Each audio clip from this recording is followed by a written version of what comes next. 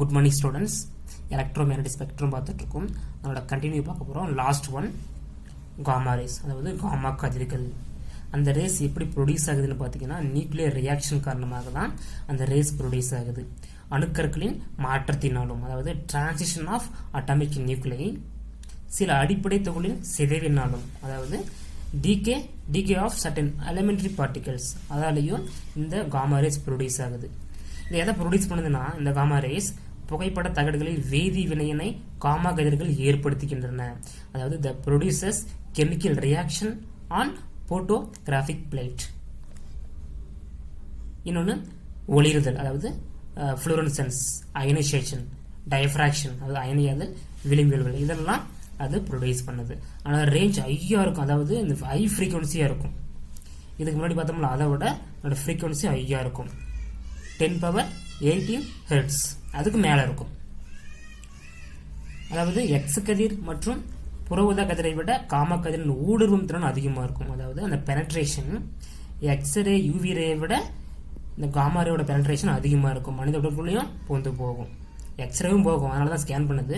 But இருந்தாலும் அதை விட அந்த மனித உடல் எலும்புக்குள்ளேயே அந்த ரே வந்துட்டு பூந்து போகும். High penetration, high frequency but low wavelength. இக்கதிர்வீச்சில் எவ்வித மின்னூட்டமும் இல்லை, சார்ஜே கிடையாது. அதாவது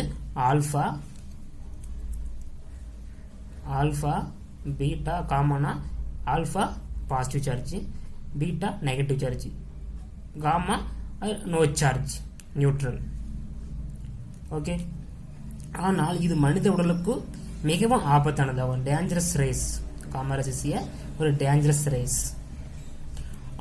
அணுக்கருவின் அமைப்பை அறிவதற்கு காமா கதிர் பயன்படுகிறது. அதாவது அந்த அட்டாமிக் நியூக்ளியோட ஸ்ட்ரக்சரை அனலைஸ் பண்ணுறதுக்கு இந்த காமா ரே யூஸ் ஆகுது.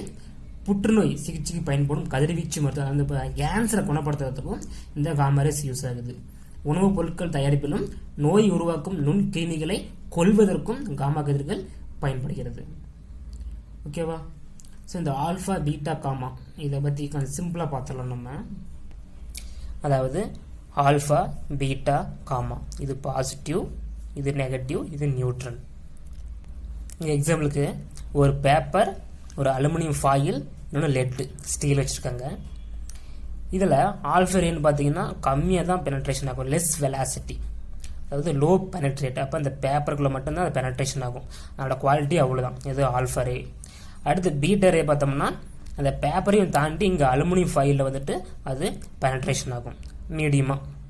அடுத்து காமா ரே பார்த்தீங்கன்னா ஹை பெனட்ரேஷன், எக்ஸ்ரே யூவி ரேஸை விட ஹை பெனட்ரேஷன். அப்போ என்ன ஆகும், பேப்பருக்குள்ளே அலுமினியம் ஃபாயிலுக்குள்ளே அந்த ஸ்டீலுக்குள்ளேயும் அது வந்துட்டு பெனட்ரேஷன் ஆகும். ஓகேவா? அதாவது எக்ஸாம்பிள் சொல்லணும்னா நம்ம ஸ்கின் மேலே மட்டும், அந்த ஸ்கின்ல மட்டும், தோலில் மட்டும் பெனட்ரேஷன் ஆகிறது ஆல்ஃபா. பீட்டானா தோலுக்குள்ள சதையிலையும் பெனட்ரேஷன் ஆகும், அது பீட்டா. காமானா அது உள்ள எலும்புலையும் பெனட்ரேஷன் ஆகும், அதுதான் காமா. புரிஞ்சா? இது ஸ்கின்னில், இது சதையிலையும், இது ஸ்கின்னில் பெனட்ரேஷன் ஆகும், அதையும் தாண்டி சதையிலையும் இந்த பீட்டா ரேஸ் பெனட்ரேஷன் ஆகும், அதையும் தாண்டி உள்ள இந்த போன்ஸ்லையும் இந்த காமா ரேஸ் பெனட்ரேஷன் ஆகும். ஓகேவா? இதில் போட்டுருவோம் பாருங்க. பெனட்ரேட் லோ, இது மீடியமாக இருக்கும், இது ஹை பெனட்ரேட். ஸ்பீட் லோ, ஃபாஸ்ட்டாக இருக்கும், இது வெரி ஃபாஸ்ட்டாக இருக்கும். ஓகேவா? இப்போ காமா ரேஸ் அது டேஞ்சரஸ் ரேஸ் தான், பட் கேன்சரை அதை குணப்படுத்துறதுக்கு இந்த ரே யூஸ் ஆகுது. ஸோ இந்த 7 ஸ்பெக்ட்ரமும் very very important one. 2 mark 3 mark எதில் வேணால் கேட்பாங்க.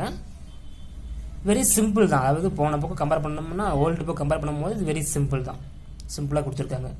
ஸோ எல்லாத்தையும் ஃபாலோ பண்ணுங்கள். Okay, thank you.